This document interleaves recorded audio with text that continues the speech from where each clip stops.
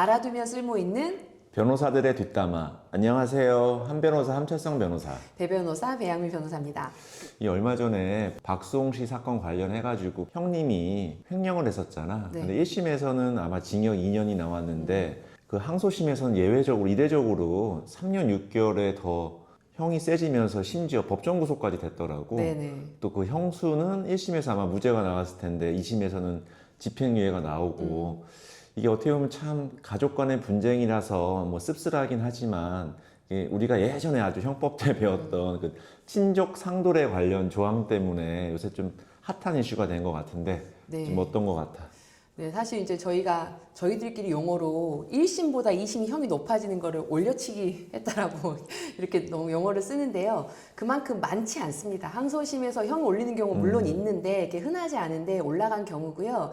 제가 이제 뭐 판결문은 다 읽어보지는 못했지만 이 사건이 이렇게 오래 진행이 되는 동안 그 형 쪽에서 한 번도 사과한 적이 없다고 하네요. 네, 그래가지고 그런 저런 점을 고려해서 1심의 형이 너무 약했다라고 봐가지고 조금 더 형을 더 세게 해서 처벌을 한 것으로 알고 있고요. 친족 상돌의 폐지에 이 사건이 굉장히 큰 사실상 힘을 줬다라고 해가지고 요즘 더 이슈가 되고 있는 것 같습니다. 친족 상돌에 관련해가지고 작년 말 지난 12월 30일인가요? 법이 개정이 됐잖아요. 그 내용을 좀 설명 좀 해주세요. 일단 친족 상도례를 간단히 말씀드리면 유교적 사상에 기반한 예외 조항인 것 같습니다. 법은 가정의 문지방을 넘지 않는다. 친족 간에 일어난 이런 재산 범죄, 가족 간의 분쟁은 처벌하지 않는다. 즉 형 면제 사유를 규정한 것이고요. 그러다 보니까 이런 조항에 대해서 그 헌법재판소가 2024년 아마 6월 달에 헌법 불합치 판정을 내렸습니다. 그에 따라서 1년 반 동안 입법을 과정을 거쳐서 작년에 법이 개정되었는데 친고죄로 변환이 되었다라고 생각하시면 될 것 같습니다. 친고죄로 변환됐다는 거 뜻도 좀 설명해 주세요. 친고죄는 일단 고소인이 고소를 해야지만 처벌할 수 있는 범죄를 말하는데요.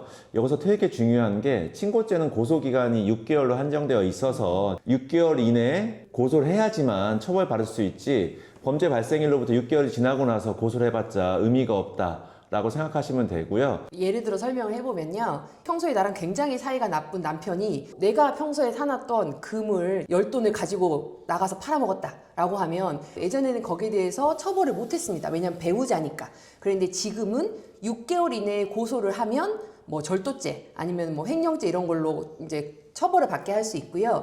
24년 하반기부터 25년 말까지 있었던 거는 특별히 올해 6월까지는 고소할 수 있게 해줬고 앞으로 발생하는 것에 대해서는 범인이 누군지 안 때로부터 6개월 이내에 고소를 해야만 처벌할 수 있게끔 법이 바뀌었습니다. 뭐 남이 훔치면 징역형이고 우리 아들이 훔치면은 뭐 효도냐 이게 처벌받지 않냐. 어떻게 보면 가족 간의 분쟁에 대해서도 분명히 이 법이 개입할 필요성이 있는데 이런 점에 대해서 사회적인 비판이 있다 보니까 헌법재판소에서 70년 동안 유지되었던 이 친족 상돌의 조항에 대해서 2024년 6월 달에 헌법 불합치 판정을 내린 것이 아닐까. 근데 여기서 가장 큰 역할을 한 게 우리 박수홍 씨라고 하잖아. 어떤 범죄였었지 그때? 형과 형수가 그 어떻게 보면 재산을 횡령했다라는 내용인데 우리 친족 상돌에도 원래 두 가지가 있어요. 하나는 부모님이나 자식 그리고 배우자 아주 가까운 사이죠. 그리고 같이 사는 친척에 한해서 범죄를 저질러도 처벌이 안 되는 게 하나 있고요.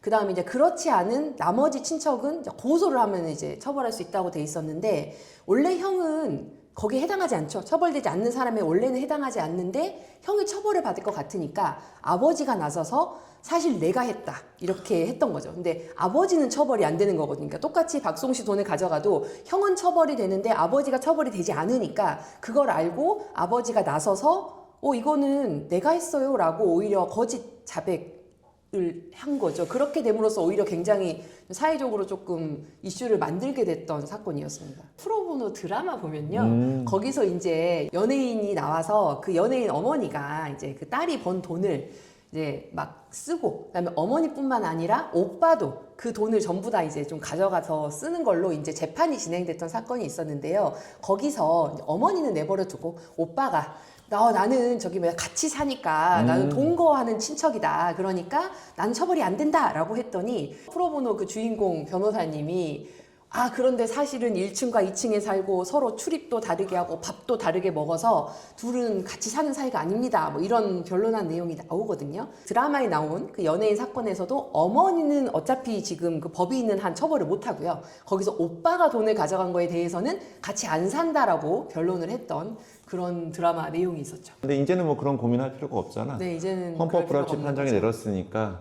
근데 그 어머니도 끝까지 자기 잘못을 인정 안 하면서 지금 오빠 편만 들었던 것 같더라고. 네, 그 드라마에서 보면은 그 이제 연예인 엄마가 돈을 어디다 쓰냐면 굉장히 잘생긴 명품 매장 직원한테 아파트 사주고 가방 사주고 뭐 이렇게 했던 것 같아요. 근데 이제 그 드라마에서도 이제 보면 되게 감동의 포인트가 있는데 어디가 포인트냐면요. 사실 연예인은 잘 사는 사람이잖아요. 우리가 지나가는 말로 연예인 걱정할 필요 없다고 네, 그러기는 하는데 실제로 이 친족 상돌의 규정에 의해서 피해를 많이 받는 사람들은 실제로 이제 좀 사회적 약자인 경우가 많습니다. 예를 들어서 장애인인 사람이 있고 그걸로 연금을 탔는데 그 돈을 뭐 부모님이나 뭐 친척이 가져간다든가 이런 식으로 실제로는 그 친족 상돌의 규정에 의해서 보호를 못 받았던 주된 피해자들은 사실은 굉장히 사회적 약자에 해당하는 경우가 많고요. 어떻게 보면은 그게 친족 간의 문제라도 내가 힘이 세면 뭐 친족 상도례가 뭐가 필요 있어요? 내가 내 돈 지키면 되는데. 근데 가족 간에도 그 돈을 착취당할 정도면 사실은 가족 구성원 안에서도 약자이거든요. 네, 그래서 그런 면에서 그렇게 가족 안에서 이루어지는 범죄, 가족 안에서 이루어지는 폭력에 대해서도 이제는 다 법이 개입해서 그런 면에 있어서도 부당함은 없게 만들어야 된다는 게 전체적인 공감이 있는 것 같습니다. 이제 뭐 가족의 문제에 대해서도 법이 문지방을 넘을 수 있게 된 사건인 것 같고요. 이것과 관련해가지고 문제가 되는 게 내가 아주 좋아하는 우리 골프 선수 박세리 선수 같은 경우에도 그 아버지가 좀 비슷한 듯 아닌 듯 그 법인 관련해서 좀 횡령 사건이 문제가 됐었잖아. 근데 이 경우에도 지금 친족 상도례가 적용이 될까 좀 많은 분들이 좀 궁금했었을 것 같은데 어떤 것 같아? 이 경우는 조금 좀 불분명할 것 같습니다. 좀 더 살펴는 봐야 되겠지만 직접적으로 개인의 돈을 개인이 가져간 형태가 좀 아니고 여러 가지가 있다 보니까 내용은 지켜봐야 될 것 같은데요.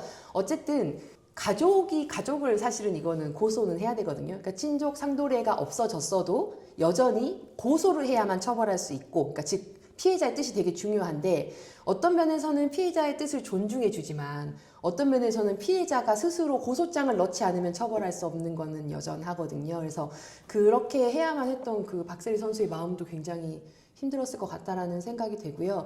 어떻게 보면 피해자가 박세리 개인이 아니라 아마 그게 출자한 법인이다 보니까 아마 이게 친족 상도례가 적용되는 케이스가 아닌 것 같은데 네. 한번 뭐 사건의 추이를 지켜봐야 될 것 같은데. 네. 우리 이제 이게 이제 친족 상도례가 없어졌을 때 현실적으로 이제 어떤 부분이 좀 많이 달라질 것 같냐면요. 아까 말했던 그런 전형적인 경우들 말고 개인적으로는 이혼 관련해서도 앞으로는 이슈가 되게 많을 것 같습니다. 그러니까 우리가 이제 이혼하는 과정에서 서로 재산 싸움을 많이 하잖아요. 그러다 보니까 뭐 이혼하기 직전에 뭐 어디 통장에 있는 돈을 빼버리거나 뭐 이혼하기 직전에 집에 있는 거 뭘 갖고 나오거나 이런 걸 했을 때 그 전에는 부부기 때문에 기본적으로 어차피 처벌이 안 된다. 약간 이런 식으로 갔었거든요. 근데 이제는 더 이상 그게 없잖아요. 그러면 이제 이혼을 하기 때문에 고소를 합니다. 그래서 예전에는 이혼하는 과정에서 별 문제가 없었을 것 같은 그런 일들도 앞으로는 고소전이 엄청나게 발생하지 않을까라고 예상은 하고 있습니다. 또다시 변호사업계 블루오션이 하나 열리는 건가? 아니, 죄를 저지르지 말아야죠. 네. 그러니까 조심하시라고요. 이렇게 이혼하는 상황에서 이제는 더 이상 부부도 아니지만 친고죄도 아니기 때문에 상대방 재산에 함부로 그렇게 범죄가 될 수 있는 행위를 하게 되면 처벌이 된다라는 것을 아셔야 될 것 같아요. 지금까지 한 변호사 함철성 변호사. 배 변호사 배양미 변호사였습니다. 안녕. 안녕.